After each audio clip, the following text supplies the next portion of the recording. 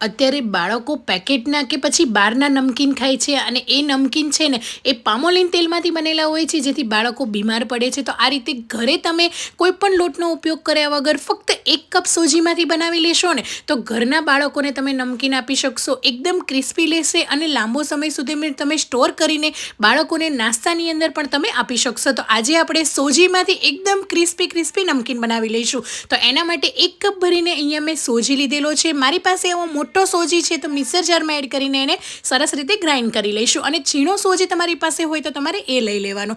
એકદમ ફાઇન એનો પાવડર નહીં થાય, બસ આ રીતે એનું સોજી છે ને એનું ટેક્સચર આવી જશે.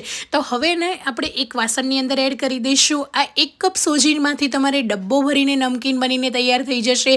અને જો તમારે વધારે ક્વોન્ટિટીમાં બનાવવા હોય તો 2 થી 3 કપ તમે સોજી એડ કરી દેજો. સ્વાદ પ્રમાણે મીઠું એડ કરીશું અને અડધી ચમચી તેલ એડ કરીને બધી વસ્તુને મિક્સ કરી લઈશું. હવે આની અંદર તમે તેલ સ્કીપ પણ કરી શકો છો તો પણ એકદમ સરસ રીતે ફરસા ક્રિસ્પી અને મસ્ત બનશે.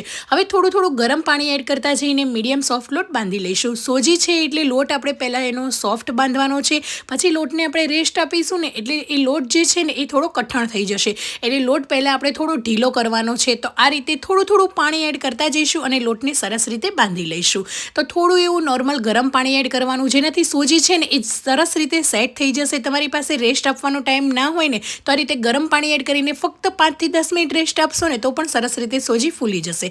હવે આ રીતે ઢીલો લોટ બાંધીને ઢાંકીને એને 5 થી 10 મિનિટ રેસ્ટ આપવાનું. અને ટાઈમ હોય તમારી પાસે તો અડધો કલાક માટે રહેવા દેજો. 10 મિનિટ પછી લોટને આપણે સરસ રીતે ચેક કરી લઈશું. તો લોટ આ રીતે કડક થઈ ગયો છે, કઠણ થઈ ગયો છે. તો ફરીથી એને બરાબર મસળી લઈશું અને 2 ભાગમાં ડિવાઈડ કરી લઈશું.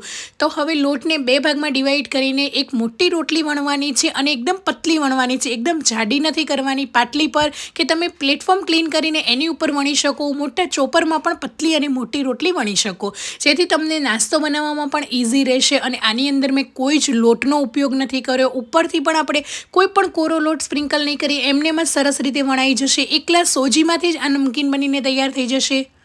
તો બાળકો માટે બહારના પેકેટના નમકીન કરતાં ઘરના થોડા હેલ્ધી પણ છે અને ટેસ્ટી પણ લાગશે, ચટપટા પણ બનશે.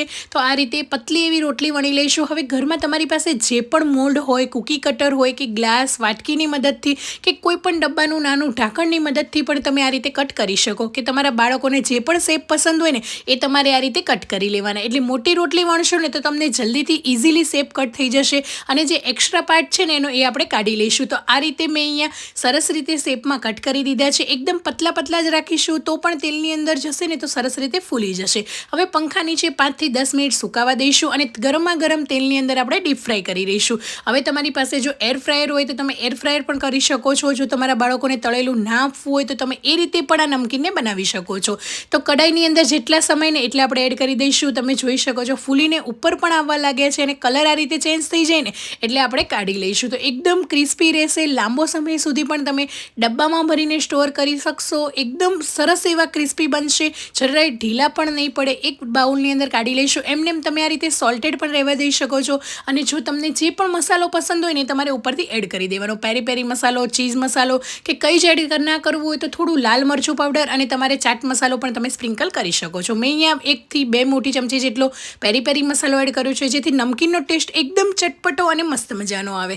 તો આપણું એકદમ ક્રિસ્પી મસ્ત મજાના નમકીન તૈયાર છે. જરૂરથી તમે પણ તમારા બાળકોને બનાવીને આપો. બાળકો ખુશીથી ખાશે.